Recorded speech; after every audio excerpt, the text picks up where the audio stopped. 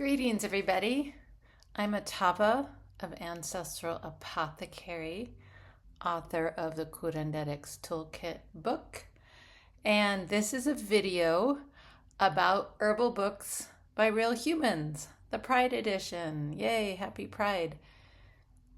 A couple months ago, I did a video about a shocking fact that I discovered that over 80% of the books on Amazon herbal books, including, I would say, 80% of the top 10 herbal best-selling books on Amazon, are not written by humans at all. They're written by AI.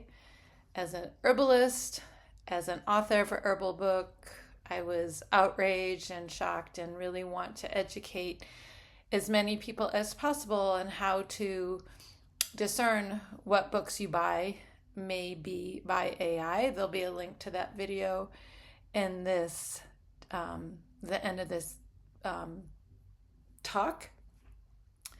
So at that point, I said I would start doing a series of some of my favorite herbal books. I've been an herbalist for over 30 years, so I have quite a collection of herbal books, and want to share some of my favorite books by real humans so that you can grow your collection. A lot of them you can easily find in used bookstores. Herbal books don't really go out of fashion or style. Like, I have some books from the 1930s and refer to ones written in the 1800s. So this, though, is the Pride Edition. I wanted to do a video about herbal books by LGBTQAI plus herbalists and authors so that you can support them, buy their books, and enjoy the incredible offering that these authors are sharing with us. So I want to go back to an old school book, first published I believe in 1981, Witches Heal Lesbian Herbal Self-Sufficiency by Billie Potts. She is now an ancestor, so just sending a lot of love and gratitude to her. She transitioned in 2013 to an ancestral realm. And this was the very first herbal book I ever owned. As a baby queer in the early 1990s, I moved to a women's land community in Southern Oregon, and everyone there had this book, and it really became a go-to manual. It's an incredible resource of materia medica, which means going in depth into each herb, some of its history, its use, its medicinal properties, as well as a section on common ailments that we can treat with herbs. Billie was part of a circle of women in Woodstock, New York.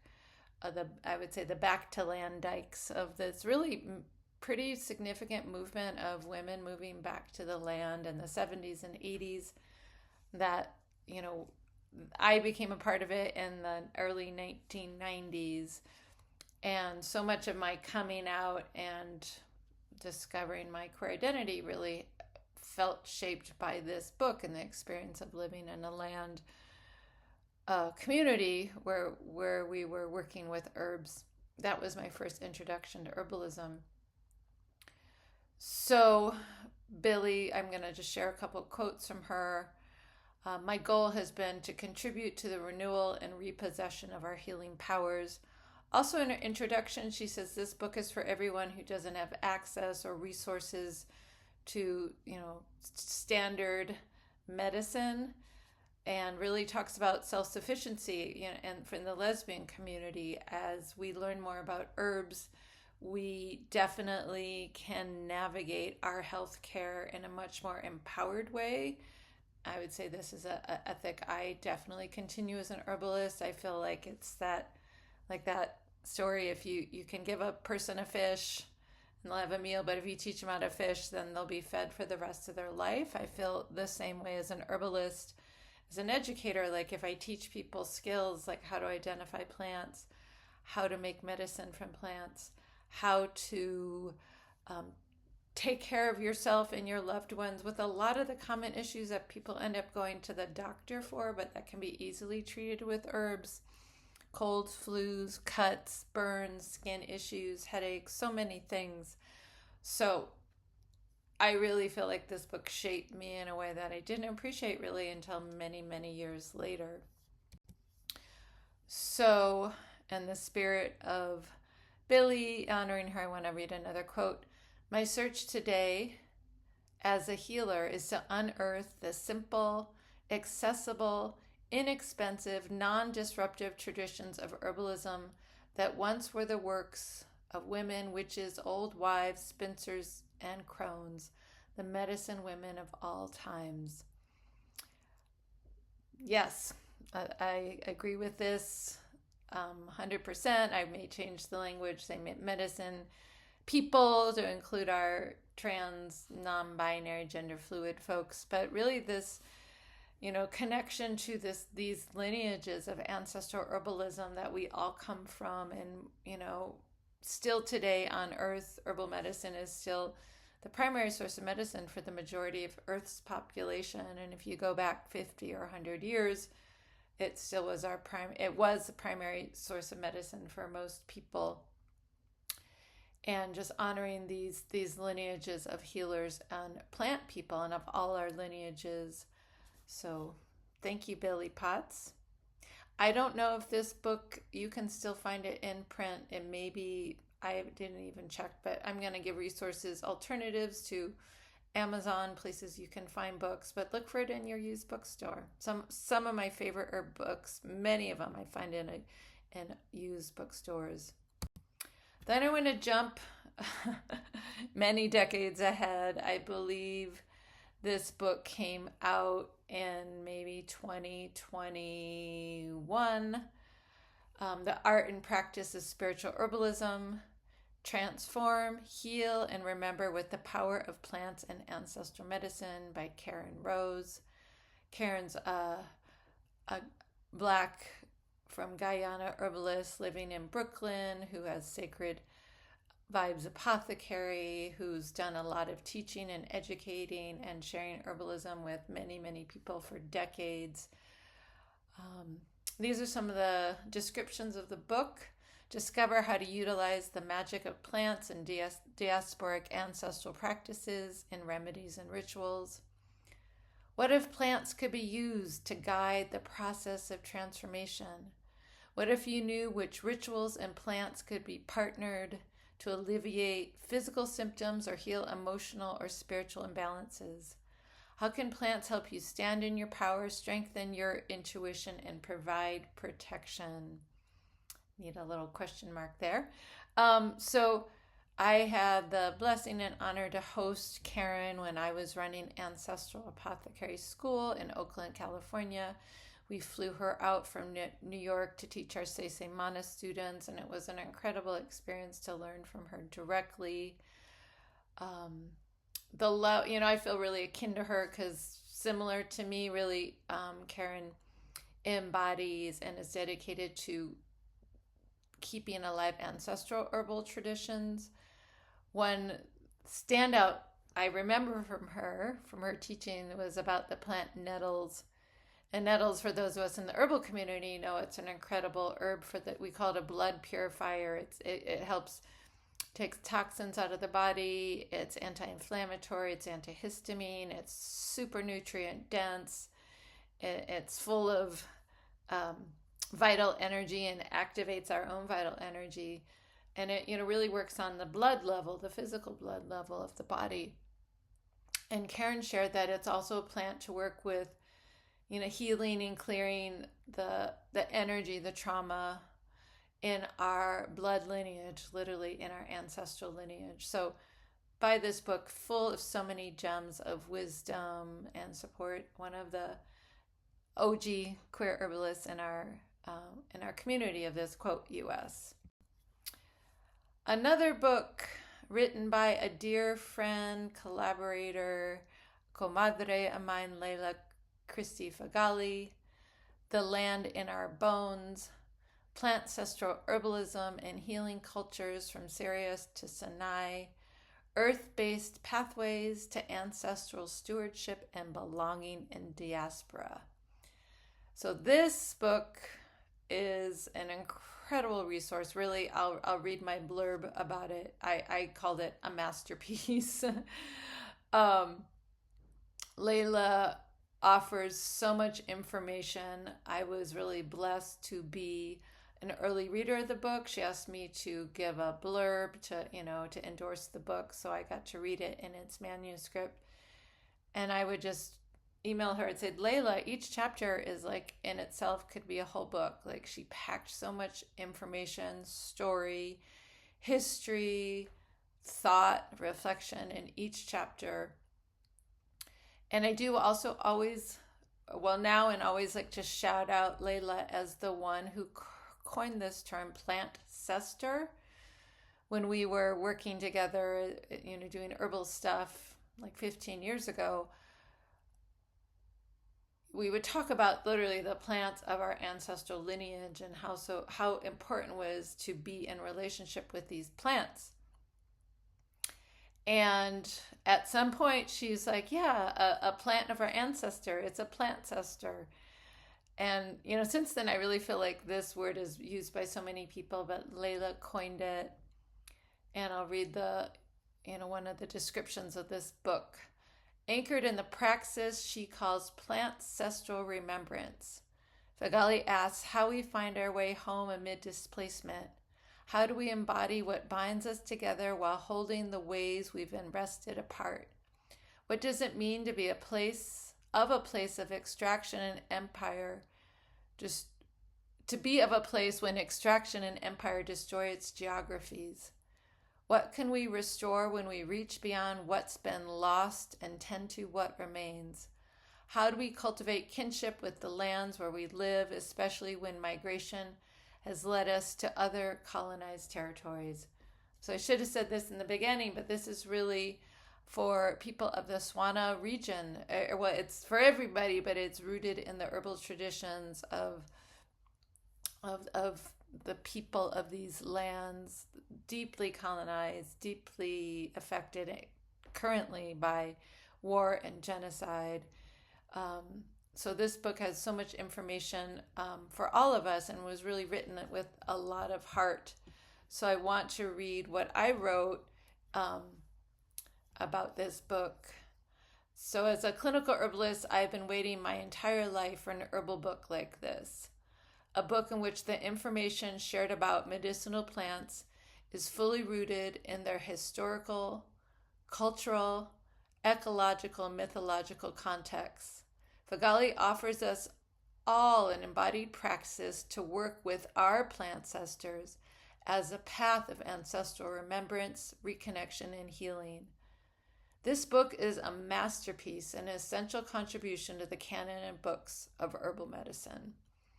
So shout out to my friend Layla of River Rose Apothecary. I'll have links to all of these authors, all of these queer authors in the description of this video. If you haven't bought this book, go out and get it now. And then another book, which is not a book per se, but a zine written by a dear friend of mine, Angela Basbas Angel, Halamang Gamot, Philippine herbal medicine, and Halamang Gamot means medicinal plants. And Angela was a student of mine for many years and went through all of my herbal training programs at Ancestral Apothecary, which we called Mana.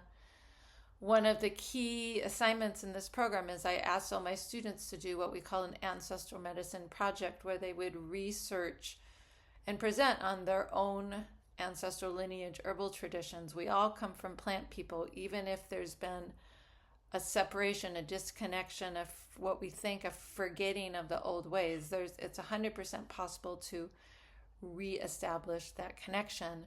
So, and Angela, being from the Philippines, started to study and present deeply about Filipino herbal medicine, and she took it like 1,000 times beyond just an assignment. It really became, I would say, her life's work. She's traveled across Turtle Island sharing classes. And I'm so glad she brought out this zine, or she created this zine, which really compiles a lot of the information about not just the what we call medicinal plants, but also the fruits and the vegetables, the common foods. You can find this on her Etsy site. I'll also have a link to that. So I'll read something from her foreword. This offering is just the beginning of the possibility for us all to have a deeper connection with the plant world. Traditional medicine is as accessible as a visit to the market and an investigation into our spice rack. In Halamang Gamot, we explore the medicinal secrets of everyday fruits, the potency of ancestral herbs, and the recipes that have been herbalized to make our meals into medicine. This is a chance to become a basic home herbulario AX and practice our age-old tradition. So herbulario is an herbalist. So in a beautiful book, color photos, recipes, materia medica. Go out and get this book. And I also wanted to say, as an aside, this could be a whole other video, but I'm so grateful. When I first started studying herbalism, like there were 0 books by BIPOC people or even about herbal traditions outside of kind of a Western white European herbal tradition, unless they were about Ayurveda or traditional Chinese medicine. So this has really transformed, and really in the last 10 years, more Black Indigenous people of color are writing herbal books about their own ancestral lineages. So Angela's book is in that category. Well, so are actually Layla's and Karen Rose. So this is like a dual purpose: support our queer, trans, non-binary herbalists and also BIPOC herbalists. And the final book I want to talk about is mine, the Curanderx Toolkit, Reclaiming Ancestral Latinx Plant Medicine and Rituals for Healing. So a little history about this book. Before it was a book, it was a class that I taught for about 13 years in Oakland, Huichin, Ohlone Territory, Northern California. And it really started as my own exploration into my own plant ancestors, trying to understand the lineages, healing lineages I come from. My ancestors come from Mexico, New Mexico, Poland, and Hungary. So I have different lineages, all strong plant people, but I'd say that the Mexican curanderas literally walked into my life first, so that became my first area of focus. So I started teaching, because also in the herbal schools there weren't, again, representation of different cultural medicine systems, and it was always rootless. Like they would talk about native plants or a plant from a certain culture or tradition, but they wouldn't talk about the people, the ritual, the history of those lands or those people. So I was inspired to start teaching the class, the Curanderx Toolkit, which first I called the Curanderas Toolkit, really wanting to center on myself as a cisgendered woman, but also the women who were my teachers, who were predominantly 90% curanderas, and the community. And as that changed over time to include and embrace and center also on our trans, non-binary, and gender fluid people, the teacher of the time, Batul Trueheart and Guila Cuya, formerly Melissa Reyes of Floripondio, they changed the name from Curanderas Toolkit to Curanderx Toolkit. So when I wrote the book, it was natural to keep that as the title. And I will say it's been interesting. The most shade I get from people online or in person is they don't like the X. They don't like the Curanderx. And I'm not a native fluent Spanish speaker. I know it's not, quote, proper Spanish. We could say curandere, but same people would probably be pissed about that. But really, it's a statement to say, no, this book is centered on and intentionally focusing as an offering on all people, but really on the people who have often are excluded from books about healing, so which includes our queer, trans, and non-binary kin. So I will read what I say in my introduction. This book is a story of personal and collective healing. Is it about remembrance, the precious knowledge that our ancestors left for us, and learning how to apply that knowledge in our lives today for healing, transformation, community wellness, and social justice? This book documents the healing movements led primarily by BIPOC women, queer, trans, and non-binary folks. It is a prayer of gratitude to all the keepers of this tradition, known and unknown, especially those who lost their lives preserving this knowledge. My words are an offering of honor and thankfulness to all who have guided me and walked with me on this path as my teachers, friends, and students. This book is a prayer for healing for all of us, for our families, our communities, the world, and for our beloved Mother Earth, though not seen, and for our children and future generations. So another thing I included in the book that felt really important to me was to spotlight different community Curanderx, or people doing healing work in my community who are also my friends, my collaborators, and knowing that telling my story was one story, but I wanted it to really be a course of voices and a course of reflections, including people who are Afro-Latino, non-binary, trans. So I spotlighted 13 different community Curanderx, and at least I think half of them are LGBTQAI+. A shout out to Candice Rose Valenzuela, who's in the upper left. And then the next to the right is Cuya Quinones. I'll go around in a circle, Batul Trueheart, and Berenice Damas, all whose stories are included in the book. So what I thought about is the young queer, the future queers, the future trans, or young trans people, but any age, having a book where they actually see themselves reflected in like who is a healer, who is a Curanderx, or who is capable of being on this journey of self-healing, right? Like, again, so many of my mentors and herbal books I loved, they're amazing, but they weren't written by anyone who is outwardly queer, and actually a lot of them were not even by BIPOC people. I mean, I'm multiracial, very white, passing in the world, but my background is mixed. So it's always been important for me to support BIPOC herbalists, Curanderx, authors, midwives, parteras. So this concludes this video. Happy Pride. Although you may be watching this in any month. This is being recorded in June. So, what are your favorite herbal books by queer, trans, or non-binary authors?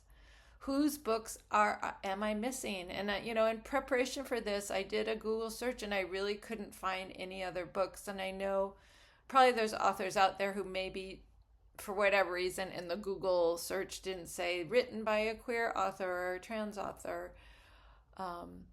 But support these queer, trans, non-binary herbalists and authors and healers of all kinds.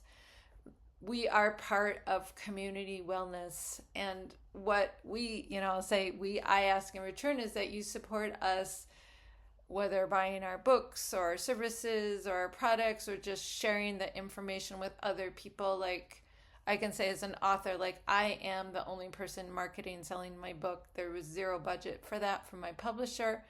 It is not my skill set. It is not what I want to do. I would rather just be playing with the plants and making medicine. So every time you make a post about these books, tell a friend, it is supporting these books getting out into a larger audience. And I also want to say, write your own book. If you are an herbalist or a healer or just a, general queer person, trans person, non-binary person, we need more books on herbalism and healing by people in our community. And you can find a link to these books and more, including all the herbal books I love lists and my Curanderismo books, at my Ancestral Apothecary store and bookshop.org.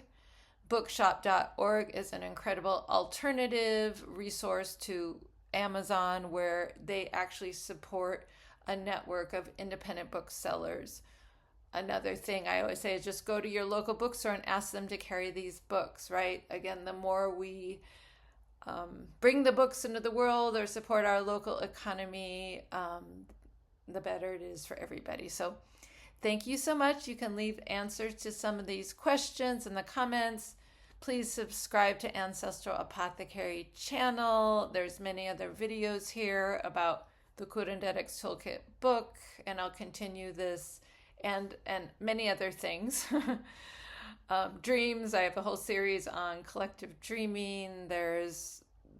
And I will continue this one on herbal books I love by real humans. So buy books by humans. Thank you, and blessings, and enjoy your expanding your herbal book reading list.